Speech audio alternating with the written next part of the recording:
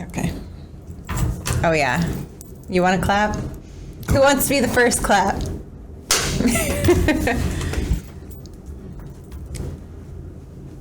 Just you're sitting close to this light.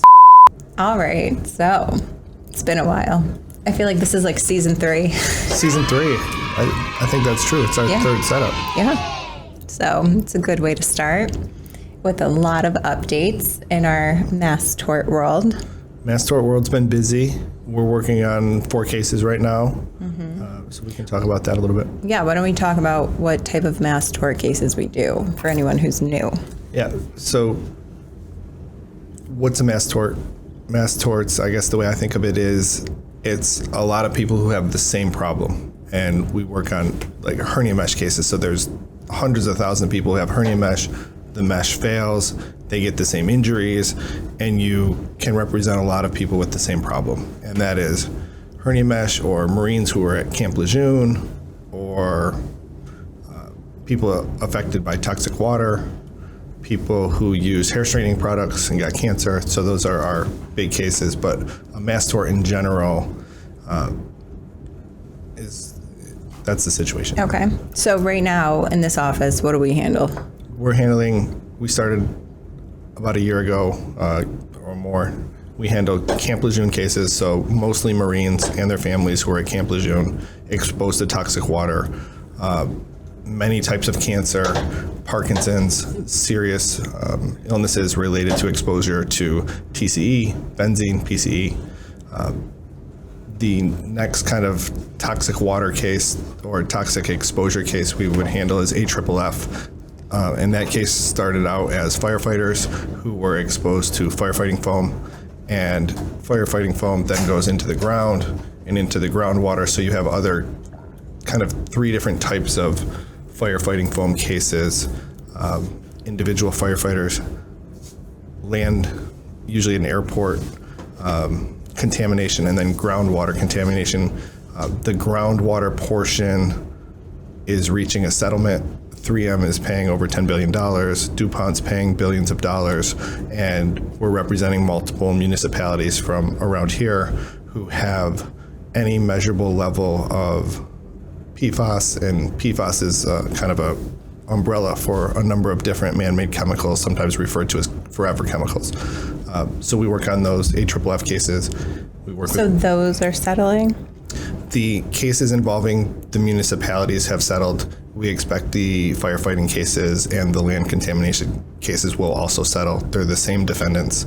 It's a lot of the same proof, but they're kind of taking them one at a time. Gotcha.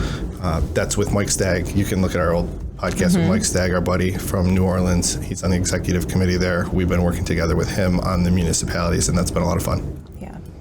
So we talked about Camp Lejeune, AFFF. Hair relaxer.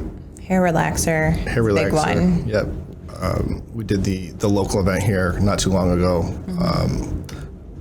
Former Mayor Lovely Warren came in and talked to us. African American, predominantly women, straighten their hair, and science shows that can cause cancer as well. It's a different type of toxic exposure, something that comes over the counter. So we're working on those cases. And then last but not least, a little bit different is hernia mesh. It's a medical device that's implanted when you have a hernia surgery, and the designs are not good in our opinion, and there's thousands of failures. There's cases out of Rhode Island, and there's cases out of Massachusetts, cases in Ohio. So those are federal. Federal sense. Yeah, so we're typically operating in multi-district litigations. That's at least part of it. Hair relaxers, we're actually considering some state court litigations, but they're national lawsuits where the cases get grouped together, and sometimes you sue where the manufacturer was, and sometimes all the federal court cases get brought together in a thing called the multi-district litigation. Okay. So what's the update on the hair relaxer lawsuits? So hair relaxer, the big thing with hair relaxer, I think, is you're starting to see state court litigations. The multi-district litigation out of the Northern District of Illinois is big. There's a lot of lawyers there. There's certain injuries that are being prosecuted there, but it's moved relatively slow. so far, and you're seeing some law firms go to the state of Georgia. I expect that you could see some cases here in the state of New York because Revlon's here, the state of Illinois. So what does that mean, like for someone who has a case here in Rochester? Yeah, so you can, in any case, well, not in any case, in a lot of cases, you choose, do you want to sue under New York state law or whatever state you live in, Massachusetts or any other state. If somebody did something wrong, you live there, you can potentially bring a case in state court. Okay. Or you can bring a case in federal court. And a lot of times people lean towards federal court because there's jurisdiction over the whole United States in some regards. But sometimes state court's faster and you can get to a judge faster. And if I'm a lawyer here in New York and my client's here in New York and I can go down the street and file a complaint, sometimes that's quicker. The other thing, but a lot of times we do opt in to multi-district litigations and you're part of a really big group and you don't have to stand alone against huge companies.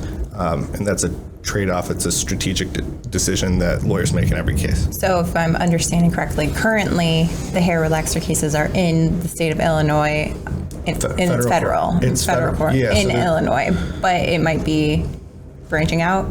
Yeah, it is branching out and it's starting to branch out. The thing that we're looking at in the hair relaxer cases, the multi-district litigation, the master complaint has been filed. It's talking only about cancer cases. And the great question is, my understanding, I'm not a doctor, but of the medicine is hair relaxer causes a change in estrogen levels. Estrogen levels can cause various problems, including uterine cancer, endometrial cancer, ovarian cancer, but also problems with other things, fibroids and endometriosis. And the question is, do those cases get included or not included? The multi-district litigation says no. I think our research says it's the same type of case. It's part of the story. It involves chemicals in your body changing estrogen levels, and we're at least looking at those cases, but I think they'll have to be brought in state court. So would the criteria be different in state court versus federal court? Like maybe the state would allow some illnesses to be let in that aren't on the federal level? Yeah, that's what we're considering, sure. Okay. So how is this a positive for someone who has a case? I think options are always good. I think you have different lawyers who have different opinions, who have different experiences, and I think all the really great lawyers that I know from around the country are trying to help people. And we may have differences of opinion tactically, what that means and what to do, and how do we fight for people who are hurt, and that's a good thing. You have a lot of people putting their heads together or in trying things over here and trying things over there. So, for example, hernia mesh, we're involved in hernia mesh, and the first few cases, there was a case that was, I said lost. There was a defense verdict. There was a verdict for $255,000, and then actually in a state court litigation, there was a verdict for $4.8 million or $4.5 million. So the lawyers are working hand in hand, and I think we're all going against the big businesses who try to hurt people. Okay. So for hernia mesh, is there any update on those cases? Yeah, hernia mesh, I think the big thing going on with hernia mesh right now is the third bellwether in the Bard case. So it's kind of like the third test trial, the third test run. That's going to be in October. What does that mean? What do you mean? So when you have a big litigation, a multi-district litigation, the judge will find cases that they seem to be representative of all of those problems. The hernia mesh problem.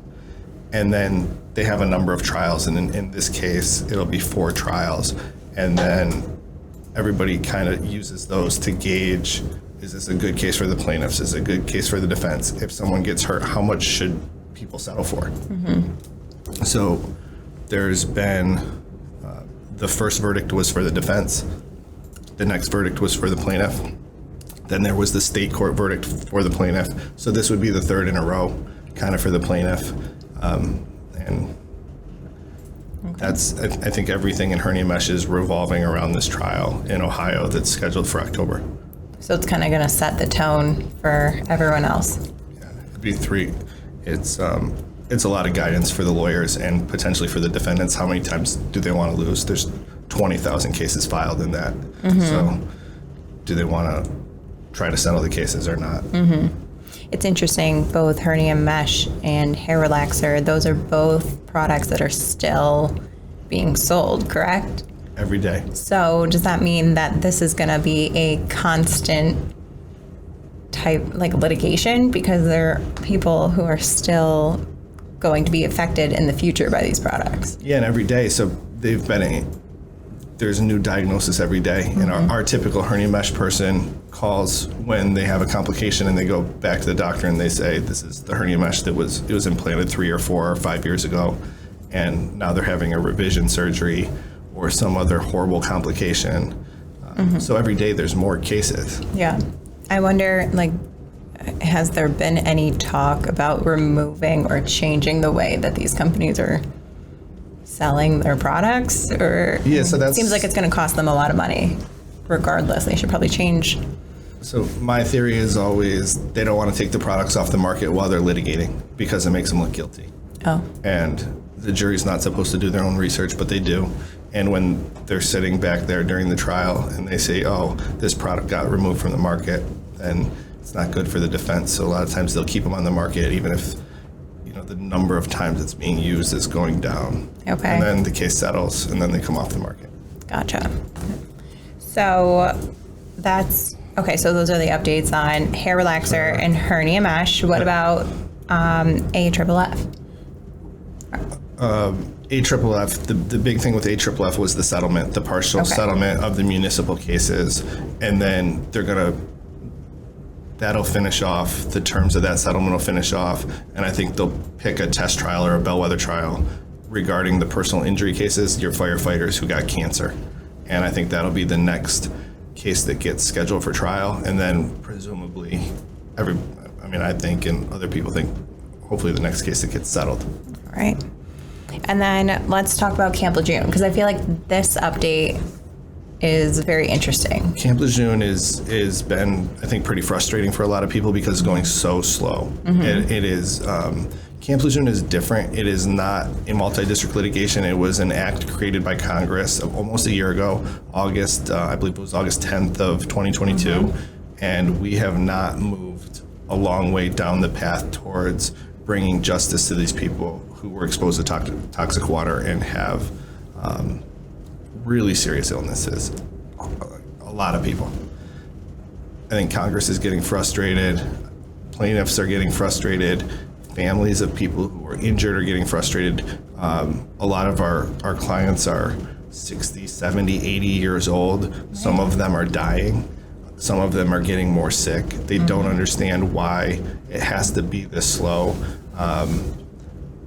Well, let's talk about that. Also, besides the fact of the side of the law, how about there are a lot of people who now need their records that they probably haven't updated in however many years, 50 years, so the VA, or where do you get records from? Yeah, it's a crazy hypothetical situation, right? So Congress passes a law and there's no one at the Department of Justice whose job it is really to deal with all this. They have to hire a whole bunch of lawyers. They have to get some sort of a software to manage the intake forms. There's all that, and then we're trying to show toxic exposure from the 50s, 60s, 70s and get medical records to support our claim of illnesses. From all over the country. From all over the country, from all different hospitals. Hospitals that burned down, had fires, had floods. Closed. Right. Yeah. And